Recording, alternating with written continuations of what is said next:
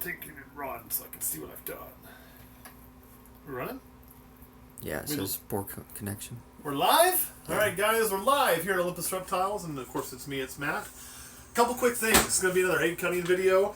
A lot of you don't realize I've been out of town for about a week, a little over a week. Took my vacation, and yesterday Kurt calls me and tells me the eggs are starting to pip. So we just got home today. It's time to cut the eggs. What this is it's a pied to a probable het pied clutch. Let me show you that. Tell you a quick story. So this is Mama. Mama came to me as a het pied. I took her in trade. Now, she's supposed to be a proven het pied, but the guy I got her from, I really trust, but he had never bred her. Now, the guy he got him from is a partner of mine, so I talked to him, and he'd never bred her.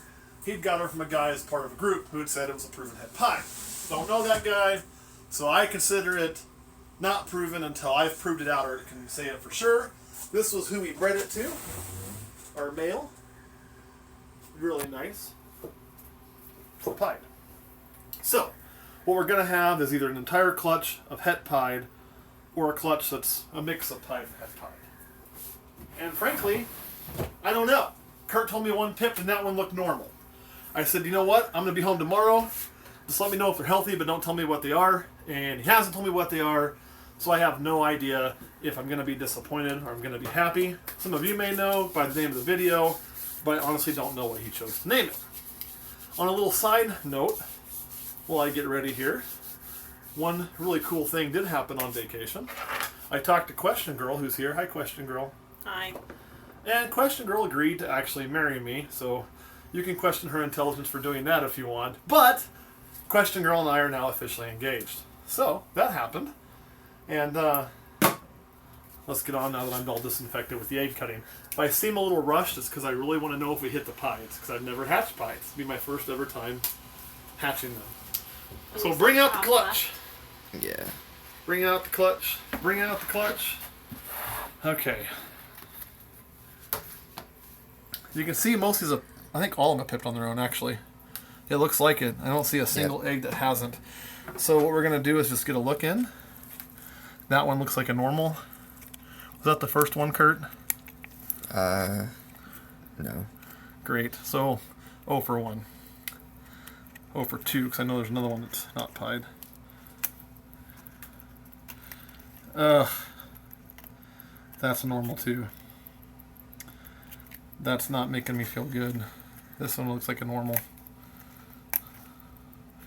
When I say normal, they're all at least 100% het pied, because we use a visual. I'm going to be disappointed, I can already tell.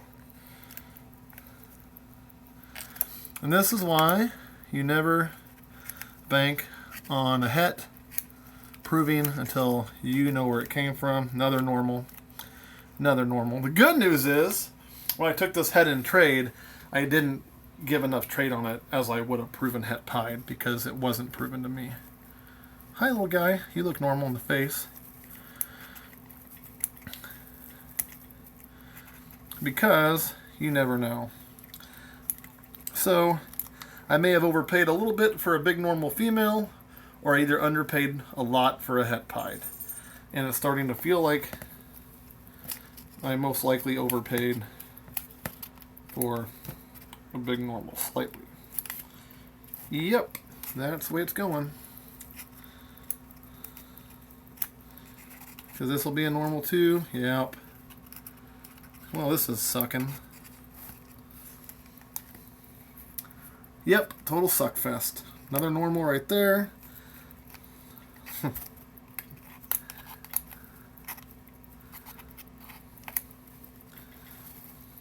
Right there it is. This is why you never trust people that you don't know. Now, again, I know the guy that had it, and I know the 2 people that had it, and another one that's a normal. So, see right there. So what we basically have is an entire clutch of 100% het pied. Now, there's a lesson in all this. This is why I say when you buy your hets, I got a hair on my face. I think it's yours. Grr. When you get your hets, if you're going to pay good money for a het, and I'm talking value for a het, which I didn't here. I don't remember the exact amount we gave in trade, but I want to say it was around, I think it was around 125, which for an adult female, usually you'll pay about 100 for a big female anyway who's proven.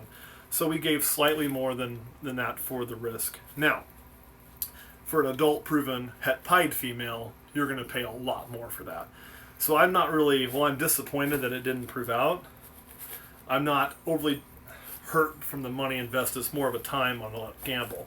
Whereas if you'd have bought that het and you'd have paid full price for that and been ripped off, which somebody earlier probably was, that sucks, you know. And that's why I didn't get full value on it, because I couldn't establish where the proving came from.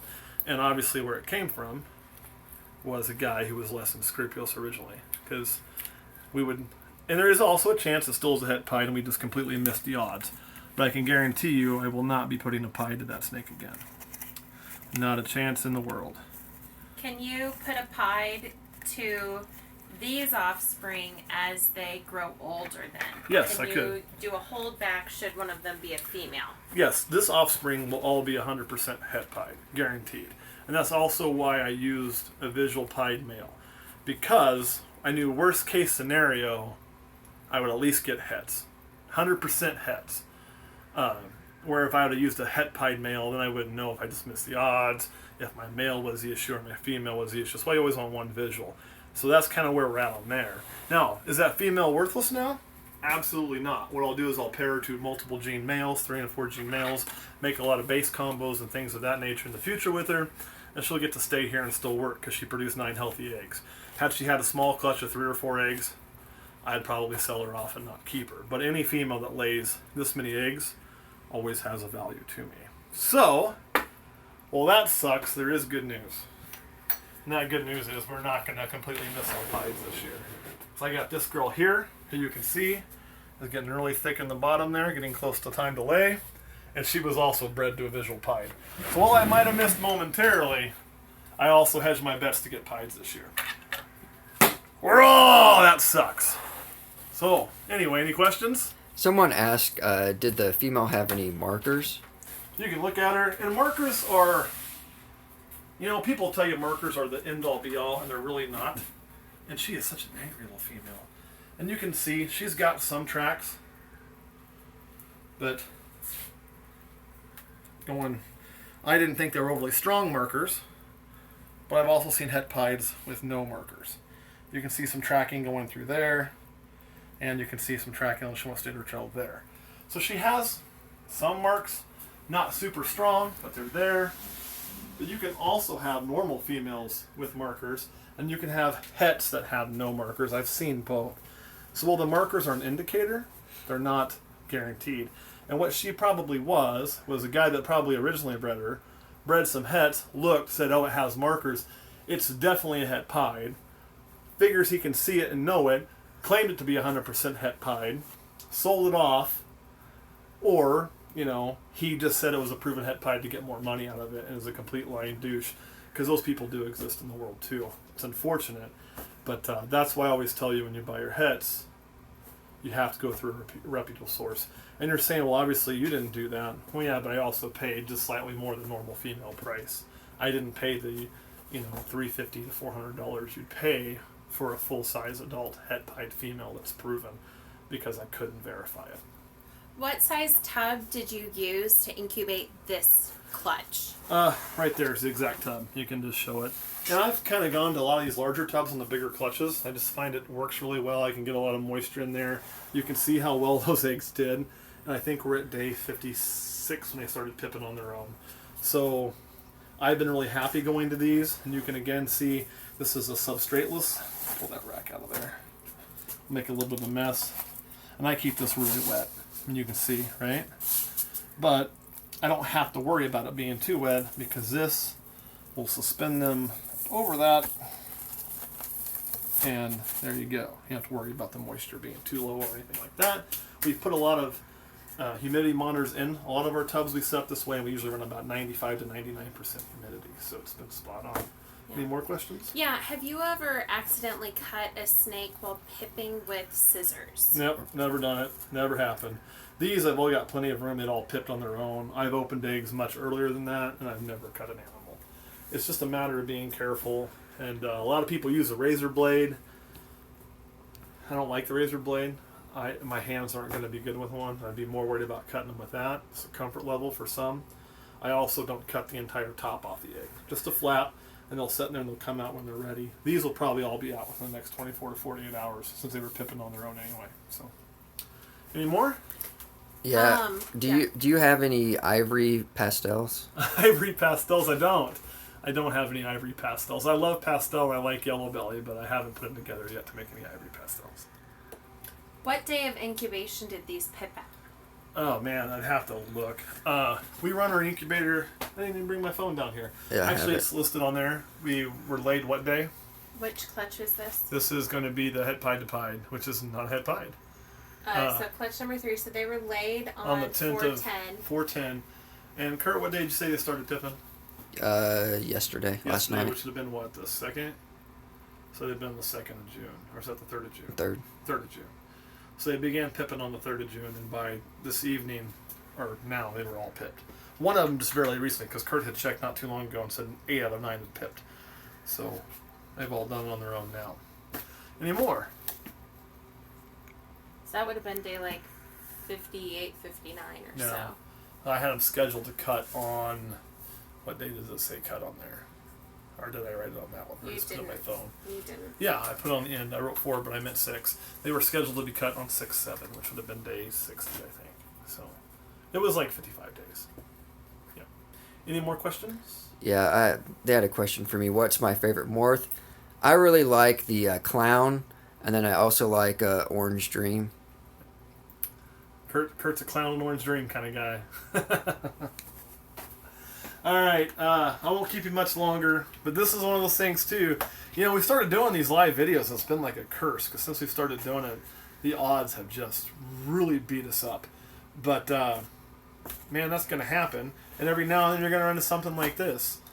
I'd be more upset had I paid a lot for it. But now I'll put that female to use. My biggest disappointment was I honestly would have taken that female in trade even if she wasn't a het pied.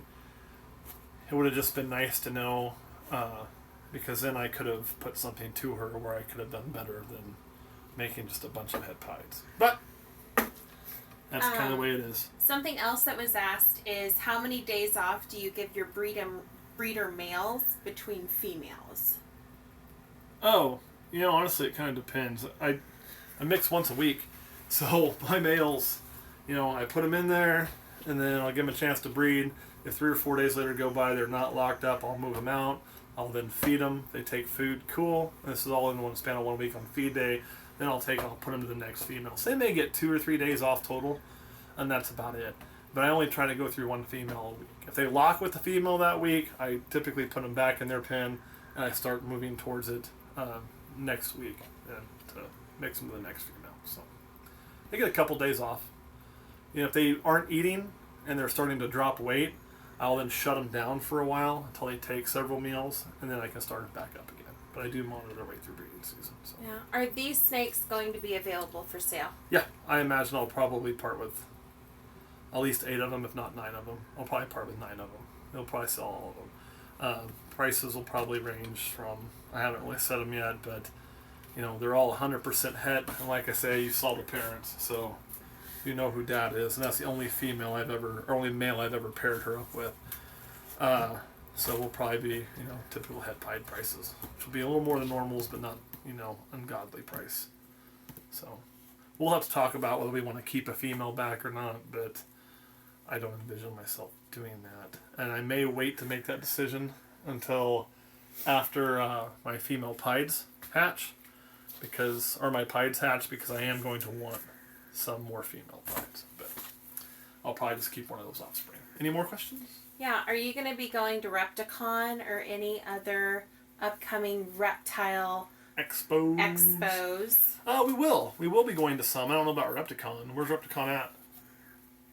This Repticon. There's like a bunch of Repticons, I believe. All right, Repticon questioner. Where's Repticon Yeah, at? where do you want me to go, man? Honestly, we'll probably start our shows in Kansas City, and the reason is it's close. So we'll probably start doing shows there here soon. I think we scheduled the first one for the end of July, I believe, is when we're trying to hopefully have enough babies ready to go to that, which we should have now. Although, I'd like to have some more variety. But we will, because there's actually going to be another 3 clutches, I think, hatch out this month. So it's going to be a really busy month for us. But the Repticon specifically was the one in Orlando. We will not be at that one. We're in Kansas, so Orlando's kind of a haul. We did make the Daytona show last year, but we went, it was not as vendors, but it's just customers. My brother actually lives down in Daytona Beach, so Daytona will be the show. If we hit a Florida show, it's going to be Daytona. It's because I can go hang out with my brother, see my nieces and nephews. And they were featured in one of our videos from there last year, and also in our family video. You guys see my little niece playing the leopard gecko. So if I do a Florida show, you'll find me at Daytona. Something else to kind of throw out there for those of you who are curious about all 3 of us showing up at a reptile event. All 3 of us have full-time jobs as well. Yep. So for all of us to be able to coordinate vacation days between law enforcement, my job, and camera guy Kurt's job, it can be a little bit tough to have someone watch the reptile facilities here and still be able to travel to those conferences. But doesn't mean it might not ever happen. Yeah, and most likely you'll end up with 2 of us at most shows. Probably either myself and camera guy Kurt or myself and Question Girl. I'll probably be at... If we go to a show as Olympus, you'll most likely see me there. You'll also see us occasionally going to shows as part of Manhattan Reptile World, since we are part owners of that as well. So, but we don't go to all those shows. Sometimes we send some of our employees. It just depends on how that's going. But yeah, schedule is. All right, any more questions? Kurt's shaking his head no. So if you're asking questions now and we're not answering them, blame camera guy Kurt. All right, guys, we got to go. I need to go crying a beer over my disappointment for not hitting any pieds. Makes me angry. I will tell you this now. I know I did say that we had 3 more clutches to hatch in June. And looking at that, I was wrong. I've got, 1, 2, 3, I believe 4 more clutches to hatch in June. Maybe one of them might be the 1st of July. Out of those... we will not do all of those live. Not because we're going to stop doing live videos. We're going to keep doing live videos. We will hit the odds. But one of those clutches in particular, I'm going to keep close to the vest till it's time. We will film it, but we're going to film that one in segments and release it as opposed to the live format we've been doing. But what we do have upcoming is it looks like we will be doing a banana black pastel clutch live. We'll also be doing a Pandora clutch, which is really exciting because that's the Exanthic B possibility clutch live. And then either the end of the month or the 1st of July, we'll have our albino clutch, which is our albino to a het albino. And that one I know is het because I bred that one myself. He's actually het snow. So those will be possible albinos, possible het Exanthics. And the problem with that clutch is we actually got 7 eggs out of it. We actually had 8. One of them was an obvious slug. Well, 5 of those eggs never candled well. Like we candled them, nothing. And so I thought, well, we'll wait and candle them again and see if veins develop, and they never did. So that one's going to be a 2-egg clutch, so we're really going to be hoping to do well in the 2 eggs we have. All right, guys. Thanks for watching. Oh, Question Girl is going to overrule Kurt and ask one more question. One more question. Last one. This is it, though. What kind of mammals do you have here at the house? Was that actually asked, or you asking that? Someone asked what types of mammals do we have? Well, mammal pups. We have 3 humans that are in the house with, basically the 3 of us in here. Then I have 2 dogs. I have a Chihuahua Rat Terrier mix and a Shih Tzu. And yes, both of those dogs were mine even before I met Question Girl. And then we have 2 cats that Question Girl has brought to the table. So we have our cats, Max and Mallory. One's a charcoal gray long-haired, and one is an all-white cat who's a raging bitch. So that is our mammals. But we love them all, even the one that tries to make me bleed constantly. All right, guys, thanks for watching, and we'll see you again next week. Put these guys back in the cooker.